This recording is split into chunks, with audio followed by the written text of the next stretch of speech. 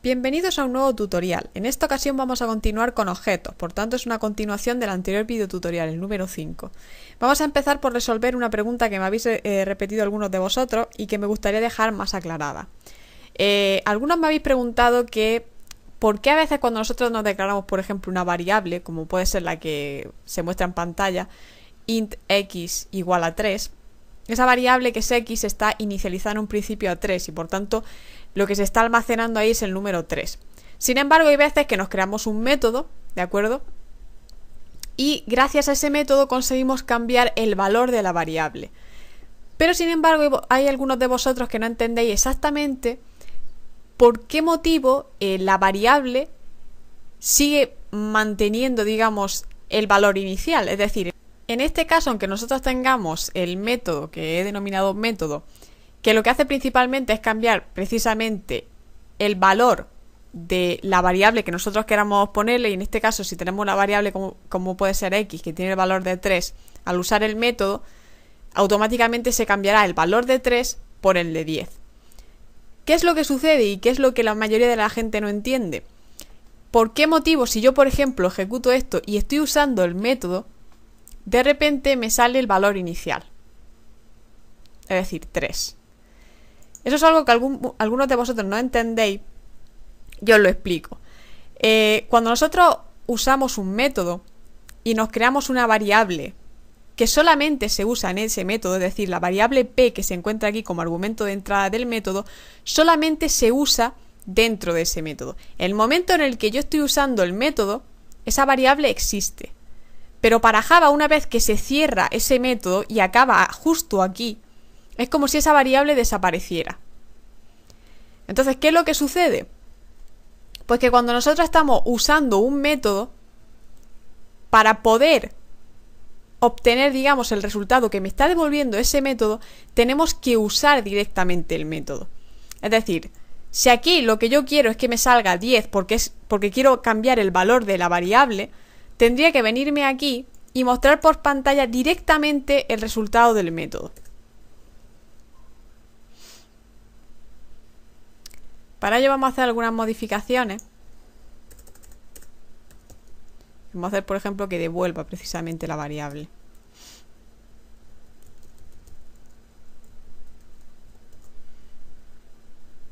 ¿Vale?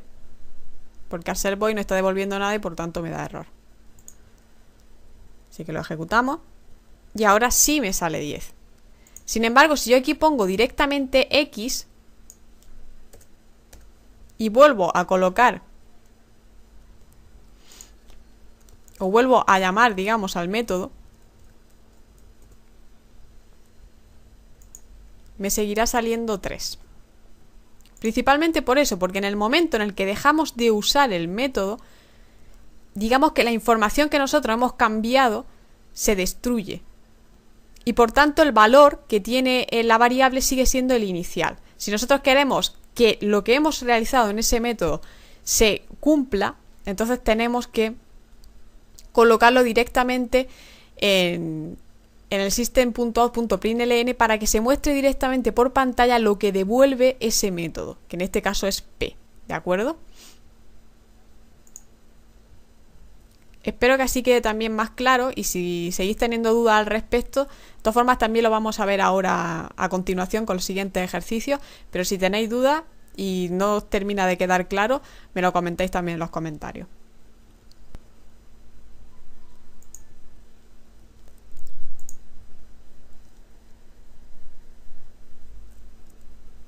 Hasta ahora solo habíamos visto variables del tipo primitivo. No sé si había comentado alguna vez lo que son las variables no primitivas, sí que recuerdo que lo comenté, pero aún así vamos a profundizar en esta ocasión más detenidamente acerca de lo que son las variables no primitivas, es decir, las variables de clase. Como podéis observar, me he creado una clase que se llama punto, donde me he creado dos variables de tipo entero, una que es x y otra que es y, ¿de acuerdo? Y me he creado un constructor en el que en principio he inicializado la x e y a los argumentos de entrada que he metido dentro del constructor, que son a y b. De esa manera, cuando yo cree el objeto, dentro de uso rectángulo, ahí será donde yo le coloque los valores, que en este caso serán 35 y 23, ¿de acuerdo? Por tanto, el punto que yo le estoy metiendo y el objeto que me he creado en uso rectángulo tiene como argumentos de entrada y por tanto como inicialización de... Lo voy a poner así para que lo veáis mejor. Como inicialización de estas dos variables, tiene por una parte 35 el valor de x y 23 el valor de y, ¿de acuerdo?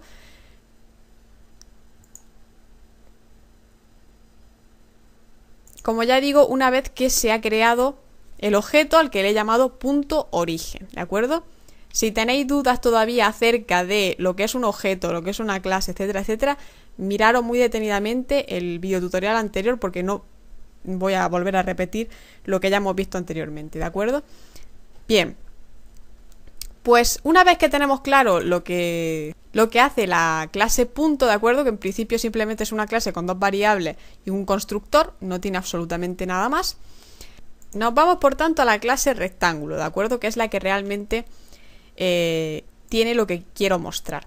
En esta clase, como podéis observar, me he creado en primer lugar tres variables, una de tipo entero que se llama anchura, otra que es de tipo entero también, al que se llama altura, por tanto representa la altura y la anchura del rectángulo, y luego por otra parte me he creado una variable no primitiva, y esto es lo que quiero explicar. Una variable no primitiva es una variable de clase, ¿de acuerdo? Como podéis observar, a la hora de declarármela, lo que he usado ha sido la clase punto que os acabo de enseñar hace un momento, esta clase, ¿de acuerdo?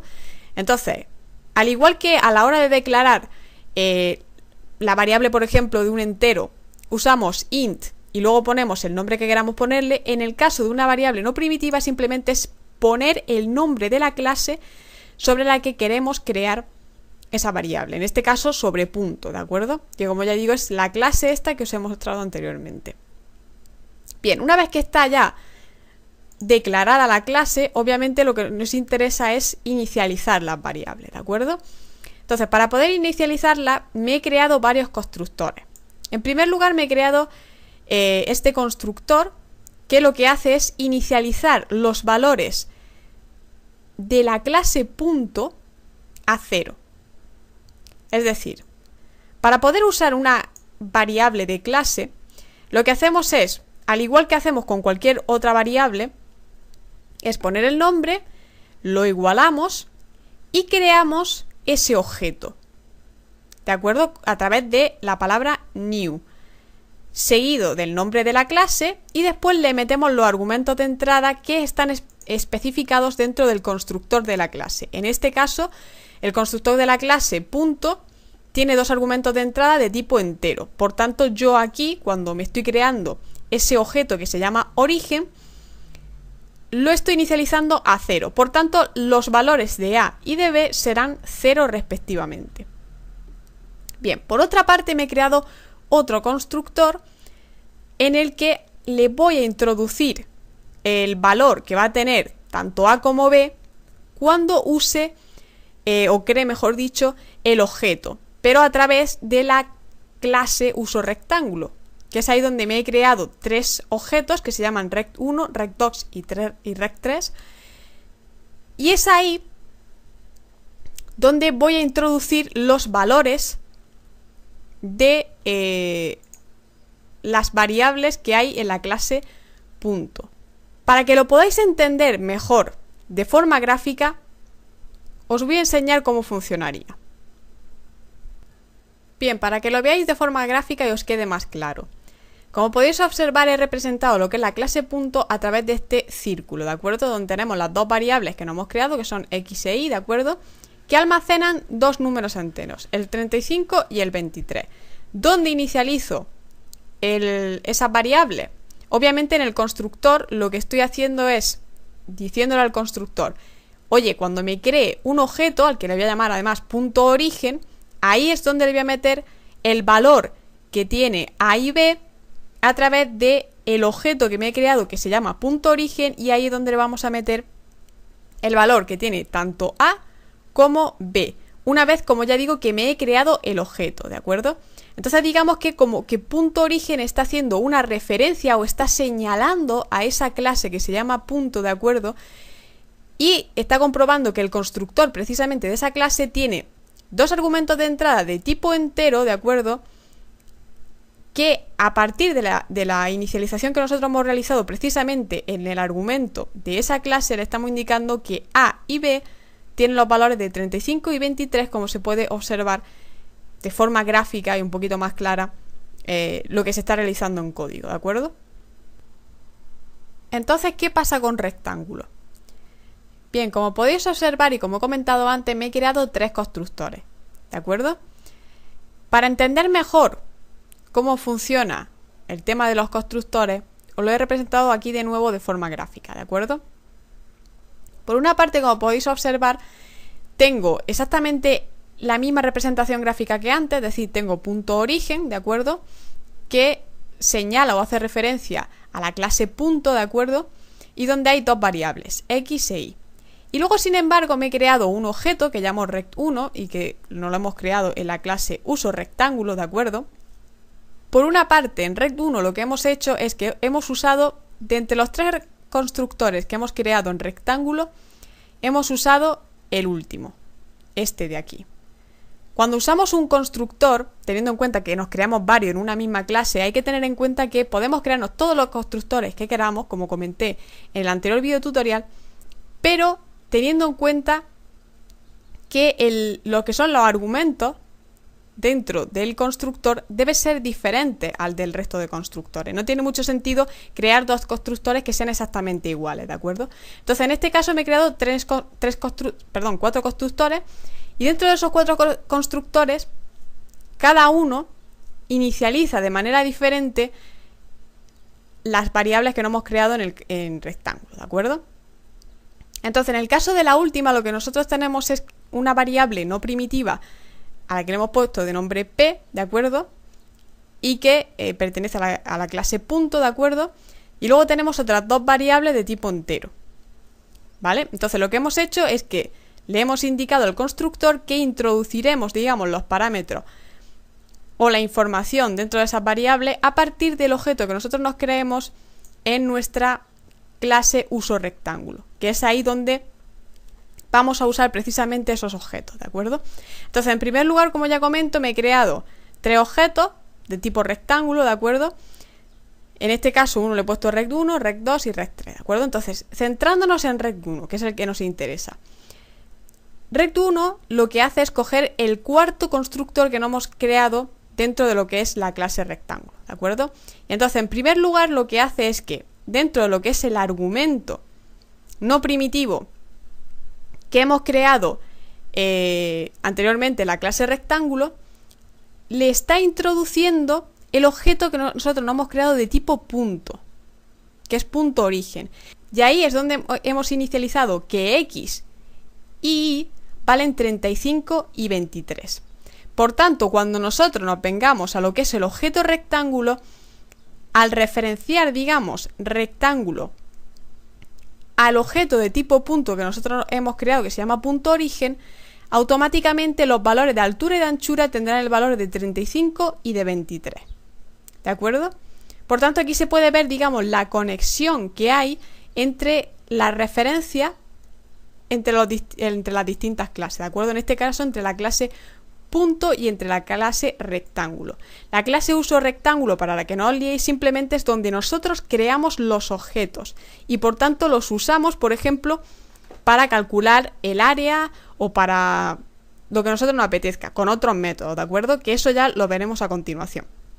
Pero en principio lo que tenéis que tener claro es que cuando queramos crear un objeto de tipo, por ejemplo, rectángulo o de tipo punto, lo haremos siempre a través del método principal main. Y para ello nos crearemos otra clase a la que le podemos poner usoRectángulo, usoPunto, mostrar, lo que vosotros queráis. Ahí nos creamos, como ya digo, y repito, un objeto de tipo punto origen, donde tendremos e inicializaremos las variables de x y de y que hemos creado en la clase punto a 35 y 23. Y a continuación nos venimos a la clase rectángulo. Nos creamos un objeto donde estamos usando el cuarto constructor que hemos creado, donde metemos como argumento de entrada una variable no primitiva de tipo clase, en este caso de clase punto, y dos variables de tipo entero, que son w y h. El nombre le podemos poner el que nosotros queramos, ¿de acuerdo? Bien, como aquí obviamente todavía no están inicializadas y necesitamos inicializarla, y le estoy indicando a la hora de crearme el constructor que le indicaré el valor de esas variables una vez que me cree el objeto, pues cuando me creo el objeto al que llamo, para poder crearlo, rectángulo, le pongo un nombre, igual, creo el objeto con new, uso la clase, vuelvo a usar, digamos, la clase rectángulo, vuelvo a llamarla, y ahí introduzco los argumentos de entrada. En este caso, argumento no primitivo, punto origen, que ya no lo hemos creado anteriormente aquí, y al que ya le hemos introducido en un principio las variables 35 y 23. Y luego a continuación le metemos lo que sería el valor, el nuevo valor que le estamos introduciendo de la altura y de la anchura, ¿de acuerdo? Del rectángulo. En este caso, y además como se puede observar, yo aquí le he metido una nueva altura y una nueva anchura. Por tanto, cuando yo calcule el área, ¿vale? No me va a coger, como aparece aquí de forma gráfica, el 35 y el 23, ¿de acuerdo? Sino que me va a coger el nuevo valor que yo estoy introduciendo. Sé que es bastante complicado y por eso precisamente he querido hacer un pequeño dibujo, digamos, que explicara bastante mejor o que se viera por lo menos de forma gráfica exactamente lo que quiero plantear, porque sé que es complicado entender esto. Pero en principio lo único que tenéis que tener en muy claro simplemente es lo que es una variable no primitiva, que a fin de cuentas es la referencia a una clase. En este caso estamos haciendo referencia a punto, a la clase punto, ¿de acuerdo? Y simplemente la estamos usando en otra clase que se llama rectángulo. En eso consiste exactamente objetos, en que nosotros podemos tener distintas clases que pueden ser completamente diferentes, pero la grandeza de objetos es que podemos conectar y referenciar esas distintas clases para poder obtener a lo que nosotros nos interesa. En este caso, por ejemplo, si nosotros queremos introducir la altura y la anchura, pues podemos crearnos precisamente un punto, donde podemos introducir cuál es la altura y cuál es la anchura, y luego usarlo precisamente dentro de lo que es el rectángulo. Esa es un poco la idea, ¿no? El cómo usar distintas clases a favor precisamente de crear un conjunto de programas y de elementos que, en definitiva, conexionen los unos con los otros y permitan crear un software, como el que usamos diariamente en cualquier PC, en una tablet, un móvil, etcétera, etcétera. Bien, y volviendo a centrarnos en lo que son clases y objetos, vamos a volver a repasar cómo, sobre todo, llamamos a los atributos y a los distintos métodos, ¿de acuerdo? Entonces, si yo, por ejemplo, tengo la clase rectángulo y tengo 3 variables, tened en cuenta lo que he puesto aquí. Cuidado con los atributos públicos. Ya lo expliqué en el anterior videotutorial, si no os acordáis lo repasáis. El atributo público me permite usar estas variables fuera de lo que es la clase rectángulo. Por ese motivo, cuando yo hago uso de la clase uso rectángulo, puedo usar directamente los atributos anchura y altura sin necesidad de crearme un método auxiliar que me almacene la información precisamente de esas variables. En principio lo he hecho así, aunque ya digo que siempre recomiendo hacerlo en privado, ¿de acuerdo? Entonces, si nosotros queremos saber cuál es la altura y la anchura de nuestro rectángulo, podría hacer algo así. Es decir, poner system.out.println anchura es igual a anchura más y altura igual a más altura. Como podéis ver, me da error. ¿Por qué? Pues porque principalmente no estoy llamando a ninguna clase.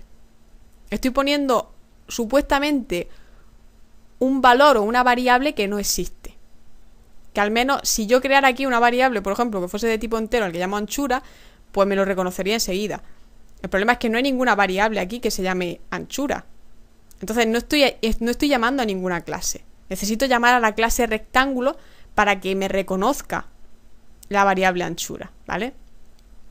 Entonces, en este caso, como no hemos creado varios objetos de tipo rectángulo, como puede ser por ejemplo rect1, pues si yo hago uso de rect1, aquí nos aparecen las distintas variables, que como ya digo son públicas, pues me aparecen aquí, aparte también de los distintos métodos que me he creado, ¿vale? Entonces, como podéis ver, ahora ya no me daría error. Y si ejecuto esto, nos aparecería el nuevo valor que le he introducido, como he explicado antes, dentro de lo que son los argumentos de entrada, ¿de acuerdo? En rect1, que en este caso sería 203 y 304. Bien, pues aparte de los constructores, como he mostrado anteriormente, también me he creado dos métodos. Uno que calcula el área del rectángulo y otro que mueve.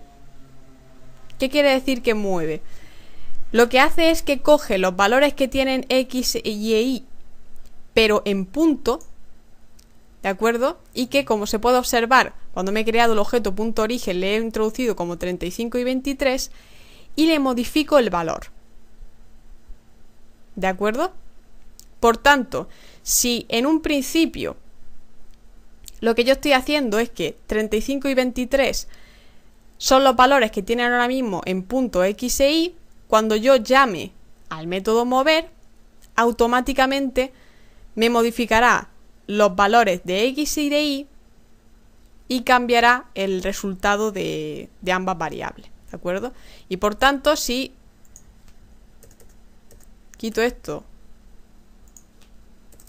para que no me lo reconozca como comentario y lo ejecuto, pues en primer lugar me calcula el área del rectángulo, que principalmente lo que hace es multiplicar la anchura por la altura, y me sale 61.712 de área.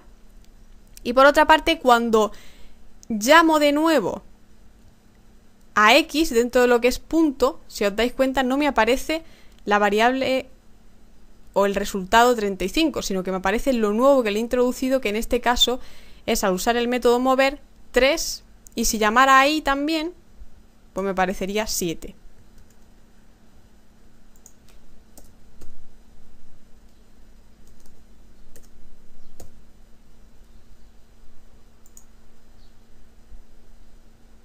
¿De acuerdo? Sin embargo, si hago exactamente lo mismo antes de llamar al método, como he comentado anteriormente,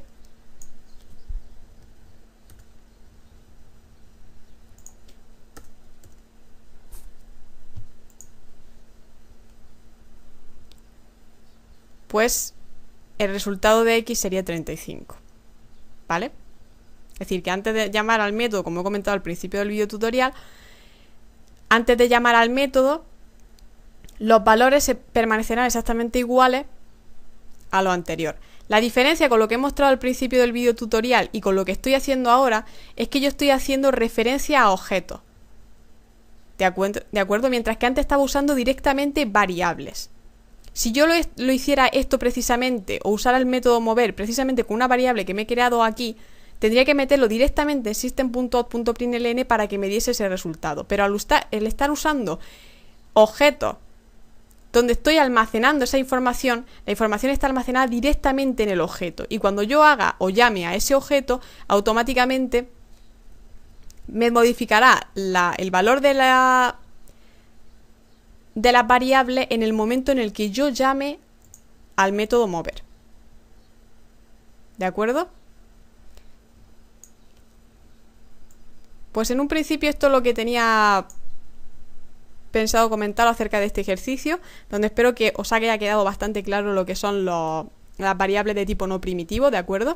Si tenéis cualquier duda, porque sé que esto es complicado de entender, la verdad, quizás de lo más complicado de entender que hemos visto hasta la fecha, si tenéis cualquier duda me la dejáis abajo, y si no, pues en el próximo video tutorial seguiré haciendo más ejercicios de este estilo, sobre todo si tenéis eso, más dudas y no os queda del todo claro, porque sé que esto es complicado. De todas formas, vamos a hacer otro ejercicio que me he creado aquí de tipo cuenta.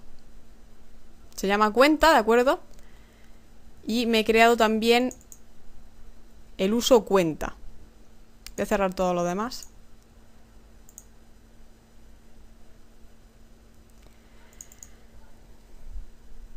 Bien, ¿en qué consiste este ejercicio exactamente? si queréis tener lo que es la descripción del ejercicio para intentar hacerlo antes de que yo empiece a hacerlo, me gustaría que este ejercicio lo hicierais mientras yo lo voy explicando, ¿vale? O antes de que yo lo explique, ¿de acuerdo? Os dejaré el enunciado del ejercicio en descripción, ¿de acuerdo? Junto con todo el código que hayamos hecho durante este video tutorial. Y me gustaría sinceramente que intentarais hacerlo por vuestra cuenta y después veáis el video tutorial desde aquí y veáis cómo lo he hecho, ¿de acuerdo? Pero en principio lo que pide el ejercicio es: diseñe una clase cuenta que represente una cuenta bancaria y permita realizar operaciones como ingresar y retirar una cantidad de dinero, así como realizar una transferencia de una cuenta a otra. Defina las variables de instancia y métodos que crea necesarios. Implemente cada uno de los métodos de la clase teniendo en cuenta que los métodos deben actualizar el estado de las variables de instancia y mostrar un mensaje en el que se indique que la operación se ha realizado con éxito. Diseña e implemente una clase uso cuenta en la que se compruebe el correcto funcionamiento de todos los métodos creando un par de objetos de tipo cuenta y realizando operaciones con ellos. Entonces, en definitiva, lo que nos están pidiendo es que cree algo así como una cuenta bancaria en la que un usuario pueda ingresar dinero, pueda retirarlo o pueda transferir entre distintas cuentas el dinero, ¿vale? Entonces, para poder hacer este ejercicio, ¿qué es lo primero que he hecho? En primer lugar, me he creado dos variables privadas, ¿de acuerdo? Por tanto, solo se pueden usar en esta clase. En primer lugar, una variable de tipo string, por lo tanto, lo que voy a almacenar es una cadena de caracteres, a la que le llamo nombre titular. Ahí lo que voy a almacenar es el nombre del titular de la cuenta, ¿de acuerdo?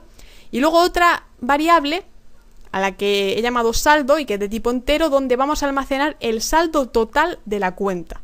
¿Cuánto dinero hay almacenado en la cuenta bancaria? Entonces me he creado un constructor, ¿vale? Meto como argumentos de entrada las dos variables que me he creado, que en este caso es el nombre del titular y el saldo. Y especificaré el nombre del titular y el saldo que tiene la cuenta a través de la clase usocuenta. Una vez que me cree los objetos, que me he creado tres objetos: cuenta Lazarote, caja mar y caja rural, ¿de acuerdo? Y ahí le he metido tres nombres: uno Jesús Rodríguez, que tiene 6.000 euros, otro que se llama Francisco Martínez, que tiene 2.000 euros, y otro que se llama Antonio Escobar y tiene 10.000 euros en su cuenta, ¿de acuerdo? Bien, una vez que queda esto claro, vamos a lo que son los métodos de la clase cuenta. En primer lugar, me creo un método que se llama ingresar, y aquí lo que vamos a hacer es ingresar el dinero en una cuenta, ¿vale? Para ello me creo un argumento de entrada dentro de lo que es el método ingresar, al que le llamo cantidad, y por tanto ahí lo que vamos a especificar es la cantidad que queremos ingresar en la cuenta en concreto, ¿de acuerdo? Bien, lo primero que hago es que necesito una variable, que me la voy a crear dentro del método, de tipo booleano para saber si se ha ingresado correctamente el dinero o no se ha ingresado. Es decir, que lo que me va a devolver realmente este método es si se ha ingresado correctamente la cantidad que nosotros vayamos a especificar o si no se ha ingresado. Si se ha ingresado bien, me devolverá true y por tanto me sumará la cantidad al saldo total que tenga la cuenta, y si por el contrario no se ha ingresado correctamente, pues entonces automáticamente me retornará false y obviamente no se sumará nada al saldo total. Para ello, ¿qué es lo que le especifico? Pues bueno, lo que tengo que tener en cuenta es que imaginaos, por ejemplo, que una persona quiera introducir una cantidad que sea menor que 0. Tú no puedes ingresar en una cuenta bancaria una cantidad que sea menos 10 euros. Entonces, lo que le tenemos que especificar es: siempre tienes que ingresar o puedes, digamos, meter esa cantidad siempre y cuando que sea mayor que 0. Porque si es menor que 0, entonces automáticamente me tiene que salir que hay un problema con el ingreso y no se puede ingresar esa cantidad, ¿de acuerdo? Porque entonces lo que estaríamos haciendo es justo lo contrario, estaríamos retirando dinero, ¿vale? Entonces, teniendo en cuenta esa especificación, se lo metemos con un if y le decimos: si la cantidad que yo estoy ingresando es mayor que 0, pues entonces automáticamente le añado al saldo total la cantidad que he especificado como argumento de entrada en el método. Y entonces devuelvo true, porque efectivamente se ha realizado el ingreso de forma correcta. Si la cantidad que intento especificar es menor que 0, pues entonces simplemente retorno false, ¿de acuerdo? Y en el caso de retirar, pues es muy parecido, es un método muy parecido. Lo único que tenemos que tener en cuenta es lo mismo. Nos creamos un método que además es de tipo booleano, como el anterior, donde metemos la cantidad que queremos retirar de la cuenta bancaria como argumento de entrada. Por otra parte, tenemos un booleano en el que se confirma si se ha retirado de forma satisfactoria o no. Y lo que es la implementación del método, simplemente comprobamos, primero, que la cantidad introducida tiene que ser también mayor que 0 para poder restarlo, ¿de acuerdo? Y que el saldo que haya en la cuenta bancaria tiene que ser obviamente mayor o igual a la cantidad que queremos sustraer. Porque imaginaos, por ejemplo, que haya alguien que quiere sustraer 10.000 euros de una cuenta en la que hay 6.000 euros. No puede sustraer esa cantidad, porque no hay tanta cantidad de dinero en la cuenta, ¿de acuerdo? Entonces tenemos que tener en cuenta esos dos factores. Primero, que la cantidad que nosotros tenemos que introducir, por la forma en la que estamos implementando el método, tiene que ser también mayor que 0. Porque como le estamos restando aquí automáticamente, si le metemos una cantidad que sea menor también, menos por menos es más. Entonces lo que estaríamos haciendo sería sumarlo también, ¿de acuerdo? Entonces, por otra parte, tenemos que tener también en cuenta que el saldo total que nosotros le estamos introduciendo sea mayor o igual que la cantidad que le estamos introduciendo. Si esos dos requisitos se dan, y por eso le pongo el y, porque se tienen que dar los dos requisitos, entonces automáticamente cojo el saldo total, le resto al saldo la cantidad que nosotros queremos sustraer y le digo al programa que se ha retirado correctamente esa cantidad y por tanto devuelva true. En caso contrario, pues obviamente le diría al programa que no se ha podido retirar y devolvería un false. Y para transferir de una cuenta a otra cuenta. Y aquí es el método más interesante dentro de todos los que tenemos que hacer en el ejercicio. ¿Cómo transferimos de una cuenta a otra? Bien, en primer lugar tenemos que meter dos argumentos de entrada. Por una parte, el argumento cantidad y por otra parte una variable de tipo objeto, es decir, no primitiva, de tipo cuenta. ¿De acuerdo? A la que le vamos a poner otra cuenta. Es decir, para poder transferir de una cuenta a otra, necesito obviamente dos objetos. Uno que sea la cuenta Cajamar, por ejemplo, y otro que sea la cuenta Lanzarote, por poner un ejemplo, ¿vale? Entonces voy a transferir desde la cuenta Cajamar a otra cuenta una cantidad de dinero. Por tanto, necesito la cantidad de dinero que quiero transferir y a qué cuenta lo voy a transferir, ¿vale? Entonces hacemos exactamente lo mismo que en los anteriores métodos. Cogemos un método booleano al que le llamamos transferido para comprobar si se ha transferido de forma correcta la cantidad de dinero que nosotros queremos hacer. Entonces, le ponemos como objeción que igualmente, que si la cantidad es mayor que 0 y el saldo que nosotros queremos transferir, el saldo que hay en la cuenta de la que nosotros queremos transferir el dinero es mayor o igual que la cantidad que nosotros queremos transferir, pues entonces lo que hacemos es, primero, retiramos el dinero de la cuenta en la que estamos ahora mismo. Por tanto, usamos el método retirar y retiramos el dinero, la cantidad que nosotros queremos transferir. Y después lo que hacemos es transferirlo. ¿Y cómo lo transferimos? Usando el método set.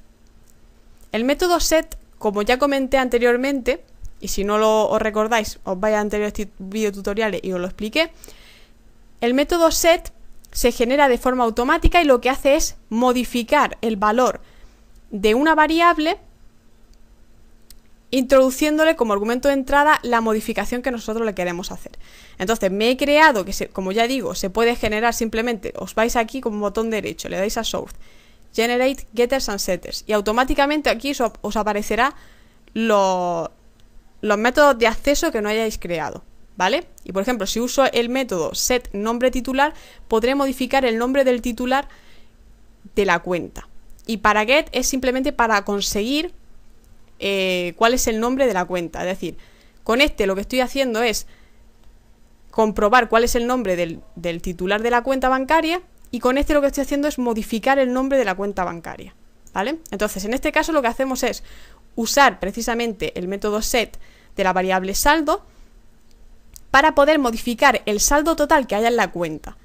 Y entonces lo que hacemos es, cogemos la otra cuenta bancaria que nos hemos creado a través de esta variable no primitiva, a la que le hemos llamado otra, en referencia a otra cuenta bancaria, y le damos con el punto y nos aparecerán todos los métodos que tenemos a nuestra disposición en lo que es la clase cuenta. ¿Qué es lo que nos interesa? Pues saber cuál es el saldo que tiene almacenado esa otra cuenta bancaria, y una vez que tenemos el saldo total que tiene la otra cuenta bancaria, simplemente le tenemos que sumar la cantidad que nosotros queremos transferirle, ¿de acuerdo? Entonces, por una parte, primero retiramos la cantidad de dinero que quiere transferir la cuenta bancaria en la que estamos ahora mismo a la otra cuenta bancaria, y luego cogemos la otra cuenta bancaria, comprobamos qué saldo tiene esa cuenta bancaria y le sumamos la cantidad al saldo total que tenga la otra cuenta bancaria. Cuando se hayan realizado esas dos operaciones, entonces el programa me retornará que se ha realizado de forma correcta y por tanto lo que devolverá el programa, el método, será true. En caso de que la cantidad que nosotros le estemos introduciendo o queramos transferir sea menor que 0, o en el caso de que la cantidad que nosotros queramos transferir sea mayor o igual que el saldo que tiene la cuenta bancaria de la que queremos hacer la transferencia, pues entonces automáticamente nos saldrá que no se ha podido transferir, ¿vale? Y retornará el método false. Y luego el método toString lo que hace es simplemente devolverme el valor que tienen y mostrarme por pantalla el valor que tienen las variables que no hayamos creado en la clase. En este caso no hemos creado dos variables que se llaman nombre titular y saldo, y como las dos son privadas, pues para poder saber exactamente qué valor tienen esas variables almacenadas, pues necesitamos usar o bien directamente el método getSaldo, que lo que hará simplemente será devolverme el saldo sin más, o si queremos mostrar con un mensaje por pantalla el nombre del titular y el saldo que tiene esa cuenta bancaria y ese titular, por supuesto, pues entonces lo hacemos a través de un toString, que lo que devuelve realmente es tanto el valor que tengan las variables almacenadas en la clase como el mensaje que nosotros queramos introducirle a través de una cadena de caracteres, ¿vale? Y esto simplemente, como ya he comentado, son los métodos de acceso, ¿vale? Que simplemente devuelven el saldo total de la cuenta y el nombre del titular. Aparte del método setSaldo, que lo que hace, como ya digo, es modificar el saldo total de la cuenta bancaria. Entonces, cuando aquí simplemente he creado un pequeño programa de uso cuenta para comprobar que todos los métodos que he creado funcionan de forma correcta, esto lo podéis hacer como vosotros queráis. Podéis hacer todas las comprobaciones que queráis, todo lo que queráis, le podéis poner las anotaciones que vosotros queráis, lo podéis hacer como queráis, como os dé la gana. Pero bueno, yo lo he hecho así. Y primero lo que estoy haciendo es comprobar si se ha ingresado de forma satisfactoria un ingreso que estoy haciendo de 200 euros en la cuenta Lanzarote, que la cuenta Lanzarote es la de un tal Jesús Rodríguez, ¿vale? Y por tanto lo que se almacenará aquí será los 6.000 euros que tiene en la cuenta, se almacenarán otros 200 euros. Después lo que se va a comprobar es si se ha retirado de forma satisfactoria de la cuenta Lanzarote, que es exactamente la misma, la de Jesús Rodríguez, 90 euros. Después comprobamos otra retirada de saldo, en este caso de la Caja Rural, que tiene como titular Antonio Escobar, e intentamos sustraerle 20.000 euros. Como podéis observar, tiene 10.000 euros, por tanto aquí lo que me debería devolver el programa sería false. En estos dos casos true y en este false, ¿vale? Vamos a comprobarlo si queréis y luego vamos comprobando también la otra. Efectivamente aquí me sale true, true, y en la tercera opción me sale false. Vamos a seguir para abajo. Nos habíamos quedado aquí. Aquí queríamos hacer una transferencia. Queríamos hacerlo desde la cuenta Cajamar de Francisco Martínez. Va a hacer una transferencia a cuenta Lanzarote, que es la de Jesús Rodríguez. Y por tanto le va a introducir 2.020 euros. Pero como después seguimos haciendo otra transferencia precisamente de la cuenta Lanzarote y lo que le retiramos son 6.000 euros, pues en total nos debería quedar 110 euros en total en la cuenta Lanzarote. Y en caja rural, que caja rural es la de Antonio Escobar, pues al final queda un total de 2.000 euros. En el caso de Jesús, efectivamente, 110 euros. Y en el caso de Antonio Escobar, le quedarían al final 16.000 euros por la transferencia que hizo anteriormente. Como podéis observar también, en la primera transferencia, se me ha olvidado comentarlo, intentamos transferir de Cajamar precisamente 2.020 euros cuando la cuenta solamente tiene 2.000. Entonces, obviamente nos sale como false y no hace nada, principalmente porque no tiene suficiente saldo la cuenta para realizar la transferencia, ¿de acuerdo? Y en el resto, pues la transferencia que se realiza desde la cuenta Lanzarote, que le pertenece a Jesús Rodríguez, a Caja Rural, de 10.000 euros. 10.000 euros tiene la caja, en total el saldo de la caja, y le queremos añadir 6.000. Por lo tanto, al final lo que le quedaría a Antonio Escobar en su cuenta serían 16.000 euros, como se puede observar aquí, ¿vale? Un ejercicio que en principio es bastante sencillo si tienes bien claro los conocimientos que en principio hemos ido viendo a lo largo de estos, sobre todo 2 últimos videotutoriales. Como ya digo, es bastante complicado entender el tema de la referencia a objetos. Al principio cuesta bastante.